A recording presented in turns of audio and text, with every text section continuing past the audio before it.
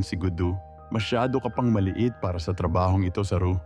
Hindi mo kayang buhatin ang mabibigat na mga sako.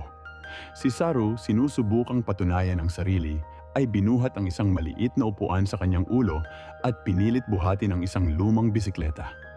Kita mo, kaya ko to, Gudu. Kaya kong gawin ang kahit anong trabaho. Iginiit niya. Natuwa si Gudu sa determinasyon ng kanyang kapatid kaya't pumayag na dalhin siya. Dumating sila sa istasyon ng tren at si Saru, pagod mula sa mga gawain ng araw, ay mabilis na nakatulog sa kandungan ni Gudu.